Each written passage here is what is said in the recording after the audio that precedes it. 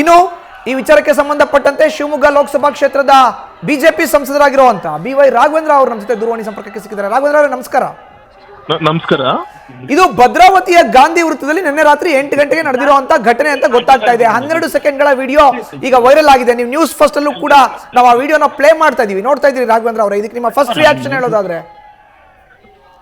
ನಾನು ಇವತ್ತು ಡೆಲ್ಲಿಲಿ vice president election ಅಲ್ಲಿ ನಾನು ಇದೀನಿ ಈಗ. ಆದರೆ ನಾನು ಕೂಡ ಈ ಘಟನೆ ನನಗೆ ಫಸ್ಟ್ ನಿಮ್ಮ ಟಿವಿ ಮುಖಾಂತರ ನನಗೆ ಗೊತ್ತಾಗಿದ್ದು, ನಾನು ಕೃತಜ್ಞತೆ ಸಲ್ಲಿಸ್ತೀನಿ. ಮತ್ತೆ ತುಂಬಾ ಅನ್ಯಾಯ ಇದು. ಯಾಕೆಂದ್ರೆ ಇವತ್ತು ಒಂದು ದೇಶಕ್ಕೋಸ್ಕರ ಇವತ್ತು ಇಷ್ಟೆಲ್ಲ ತ್ಯಾಗ ಬಲಿದಾನ ಆಗ್ತಿರೋಂಥ ಈ ಸಂದರ್ಭದಲ್ಲಿ ಇವರು ಇನ್ನೊಂದು ದೇಶಕ್ಕೋಸ್ಕರ, ಯಾವ ದೇಶ ನಮಗೆ ನಮ್ಮ ದೇಶದ ಮೇಲೆ ಕಣ್ಣಿಟ್ಟು ನಮ್ಮ ಹಿಂದೂಸ್ತಾನದ ಮೇಲೆ ಅವಹೇಳನ ಮಾಡುವಂತ ಎಲ್ಲ ರೀತಿಯಂತ ಪ್ರಯತ್ನಗಳು ನಡೀತಿದೆ ಇರುವಂತ ಒಂದು ದೇಶ, ಆದ್ರೂ ಆ ದೇಶದ ಪರವಾಗಿ ಜೈವಾಗ್ಲಿ ಅಂತ ಘೋಷಣೆ ಆಗ್ತಾರೆ ಅಂದ್ರೆ ಈ ರಾಷ್ಟ್ರದ್ರೋಹಿಗಳಿಗೆ ಸರಿಯಾದ ರೀತಿಯಂತ ಒಂದು ಶಿಕ್ಷೆ ಆಗಬೇಕು. ಮತ್ತೆ ಇವತ್ತಿನ ಸರ್ಕಾರಕ್ಕೆ ನಾನು ಒತ್ತಾಯ ಮಾಡ್ತೀನಿ, ಇದರಲ್ಲಿ ಪಕ್ಷ, ಇನ್ನೊಂದು ಜಾತಿ ಇದೆಲ್ಲದೂ ಮೀರಿ ಒಂದು ಹಿಂದೂಸ್ತಾನಕ್ಕೆ ಅವಮಾನ ಮಾಡುವಂತ ಒಂದು ಪ್ರಯತ್ನ ಮಾಡಿದಂತ ಕಿಡಿಗೇಡಿಗಳನ್ನ ವಿರುದ್ಧ ಸರಿಯಾದ ರೀತಿಯಂತ ಒಂದು ತನಿಖೆಯಾಗಿ ಬಿಗಿಯಾಗಿ ನಿಲುವನ್ನು ತೆಗೆದುಕೊಳ್ಬೇಕು ಅಂತ ನಾನು ಒತ್ತಾಯನ ಮಾಡ್ತೀನಿ. ನಾನು ರಾಘವೇಂದ್ರ ಅವರೇ, ಈ ವಿಷಯಕ್ಕೆ ಸಂಬಂಧಪಟ್ಟಂತೆ, ಘಟನೆಗೆ ಸಂಬಂಧಪಟ್ಟಂತೆ ನೀವೇನಾದ್ರೂ SP ಜೊತೆ ದೂರವಾಣಿ ಮೂಲಕ ಮಾತಾಡಿದ್ರ? ತಾವು ದೆಹಲಿನಲ್ಲಿ ಇದ್ದೀನಿ ಅಂತ ಹೇಳಿದ್ರಿ.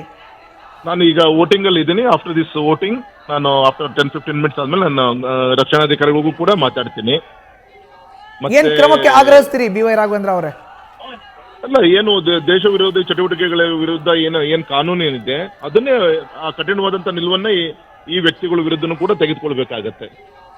ನನ್ನ ಕಡೆ ಪ್ರಶ್ನೆ, ಈ ಹಿಂದೆ ವಿಧಾನಸೌಧದ ಆವರಣದಲ್ಲಿ, ವಿಧಾನಸೌಧ ಅಂದ್ರೆ ಕರ್ನಾಟಕದ ಶಕ್ತಿ ಸೌಧ, ಅದರ ಆವರಣದಲ್ಲೇ ಈ ತರ ಬೇರೆ ದೇಶದ ಪರ ಘೋಷಣೆಯನ್ನ ಕೂಗಿದ್ರು. ಇವತ್ತು ನೀವು ಪ್ರತಿನಿಧಿಸುವಂತ ಕ್ಷೇತ್ರದಲ್ಲಿ ಈ ತರ ಆಗಿದೆ. ಸರ್, ಈ ಕಾಂಗ್ರೆಸ್ ಸರ್ಕಾರ ಆಡಳಿತಕ್ಕೆ ಬಂದಾದ್ಮೇಲೆ ಈ ರೀತಿಯಂತ ದೇಶ ವಿರೋಧ ಚಟುವಟಿಕೆಗಳಿಗೆ ಎಲ್ಲೋ ಒಂದ್ ಕಡೆಗೆ ನಮಗೆ ಸರ್ಕಾರದ ಬೆಂಬಲ ಇದೆ ಅನ್ನೋ ರೀತಿಯಲ್ಲಿ ಅವ್ರ ನಡವಳಿಕೆ ಆ ರೀತಿ ಇರುತ್ತೆ. ಹಾಗಾಗಿ ಸರ್ಕಾರ ಈ ಆಪಾದನೆಯಿಂದ ಹೊರಗೆ ಬರಬೇಕು ಅಂದ್ರೆ ಇದು, ಯಾಕೆಂದ್ರೆ ಮೊಗಸಾಲೆಯಲ್ಲಿ ತಾವು ಹೇಳ್ದಂಗೆ ವಿಧಾನ ಪರಿಷತ್ತಿನ ಒಂದು ಚುನಾವಣೆ ಆ ಸಂದರ್ಭದಲ್ಲೇ ವಿಧಾನಸಭೆಯಲ್ಲಿ ಒಂದು ಘೋಷಣೆ ಬಂತು, ಸರಿಯಾದ ರೀತಿಯಂತ ಆಕ್ಷನ್ ತೆಗೆದುಕೊಳ್ಳುವಂತ ಪ್ರಯತ್ನ ಆಗ್ಲಿಲ್ಲ. ಆಗ ಅವತ್ತು ಸರಿಯಾದ ರೀತಿಯಿಂದ ಆಕ್ಷನ್ ತೆಗೆದುಕೊಂಡ್ರೆ ಇವತ್ತು ಇಂಥ ಕಿಡಿಗೇಡಿಗಳು ಇಂಥ ಪ್ರಯತ್ನವನ್ನ ಮಾಡ್ತಿದ್ದಿಲ್ಲ. ಹಾಗೆ ಸರ್ಕಾರ ಇವತ್ತು ದೇಶದ ವಿಚಾರ ಬಂದಾಗಾದ್ರೂ ಕೂಡ ದಿಟ್ಟವಾದಂತ ಒಂದು ನಿಲುವನ್ನು ತೆಗೆದುಕೊಳ್ಬೇಕು ಅಂತೇಳಿ ಕಾಂಗ್ರೆಸ್ ಸರ್ಕಾರಕ್ಕೆ ನಾವು ಒತ್ತಾಯನ ಮಾಡ್ತೀನಿ ಸರ್. ಧನ್ಯವಾದ BY ರಾಘವೇಂದ್ರ ಅವರೇ, ನ್ಯೂಸ್ ಫಸ್ಟ್ ಜೊತೆ ಮಾತನಾಡಿದ್ದಕ್ಕೆ.